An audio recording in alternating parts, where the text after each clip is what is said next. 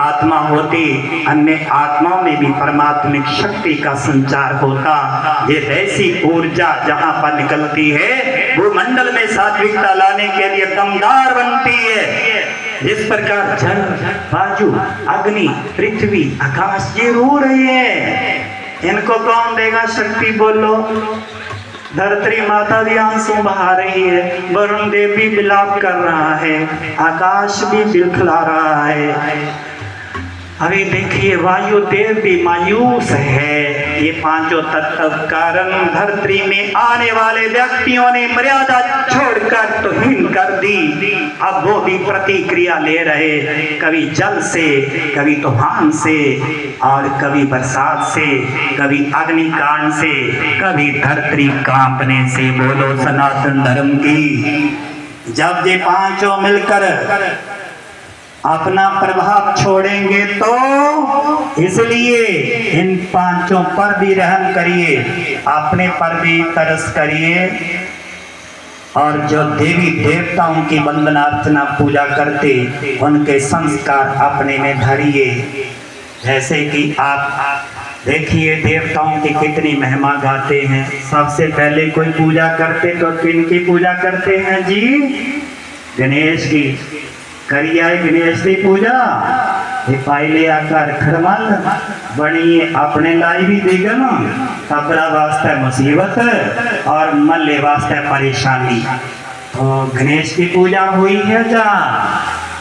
अगर गणेश की पूजा होती है तो गणेश कहेंगे, गणेश महाराज, हे मेरे भक्तराज, मैं गणेश नहीं, गणेश तू ही था, तू ही बनना है। अपने लिए भी बिगड़ नहीं, परिवार के लिए भी परिस्थिति ना बने, मोहल्ले गांव के लिए, समाज के लिए। जो व्यक्ति निर्विघ्न समाधान स्वरूप चलता है, समस्याओं का हल करता हुआ आगे लक्ष्य की ओर बढ़ता है, वही सच्चा धरती पर गणेश है। चाहे कोई भाई है या बहन है, आप ही गणेश हो। अपने लिए ताली बजा दो। बीता बीता आगे के लिए गणेश का परिचय देकर ही रहूंगा। बोलिए सनातन धर्म के। हो गई ना गणेश पूजा? चलो बाकी तो करते ही रहना है 7 दिन गणेश की पूजा। गणेश कहते मेरी पूजा रिस्पेक्ट दीजिए, और कहेंगे मानना पड़ेगा इसने सच गणेश की पूजा की है। इसलिए गणेश की वंदना निर्विघ्न बनाती है। कोई भी कार्य में परमात्मा की शक्ति हमारी हेल्पर बनती है। और जब हम ईश्वर को साथी बना लेते हैं, तूफान भी तोहफा बन जाते हैं। भागवत का पहला दिन हमें यही शिक्षा देता है। अभी हमें व्रत रख लिया है। अभी कई बहनें पुराने पैरे कलश भरने गई थी, मैंने उनको देखा, कहा ये कुन्या बोल पाई है तो पुराने पैरे, उसने आखिर ना पुराने पैरे जल्दी। अभी ऐसा थोड़े लोग करते हैं, चप्पल से भगवान राज थोड़े होता है। चप्पल लगा लो, कलश भरना है, साधना मन करता है। एक जुत्ती रे जेड़ी होते तुम्हारी ले, शरीर भी जुत्ती है। शरीर किसकी जुत्ती है? आत्मा की। आत्मा जेड़ी शरीर च दिखती, बोलती, सुनती, कर्म करती, आत्मा मस्तक में रहती, इसका शरीर जुत्ती है। फिर बिगड़ी रोआ त्वारी नहीं, वो वाली तो उतार दी, जे जुत्ती कौन उतारे?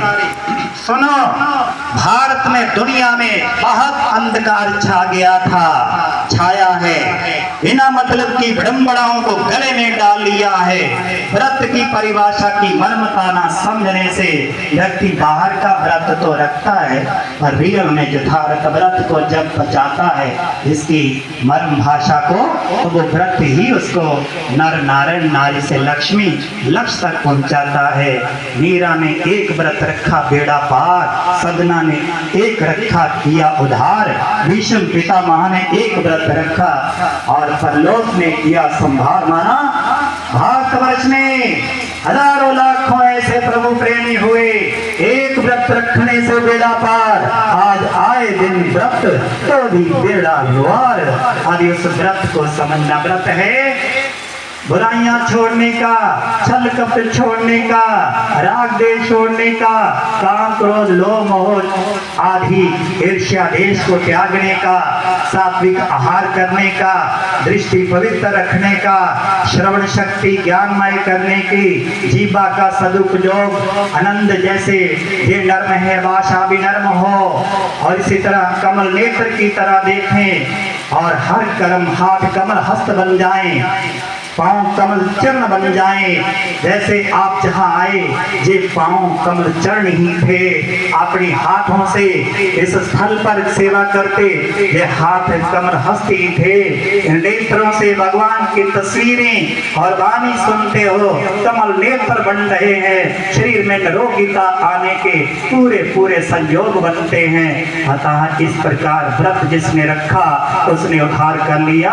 वो वाला व्रत अन्न नहीं खाना माना, भारी बातें अपने अंदर नहीं टिकने देना, बिना मतलब की बातें अंदर रख लेना, और अपने को जैसे अंदर धीरे धीरे कैंसर की बीमारी को बढ़ोतरी देना, अंदर माना बीमारी बढ़ाते रहना, बिना मतलब की बातों को निकासित करना, क्योंकि मुझे सोने का पात्र स्वयं को बनाकर रखना है। और जैसे शेरनी का दूध डालने के लिए सोने का पात्र होता, हमें भी आत्म शुद्धि का पात्र ऐसा हो, परमात्मा के ज्ञान को इस पात्र में धारण करे। बोलिए सनातन धर्म के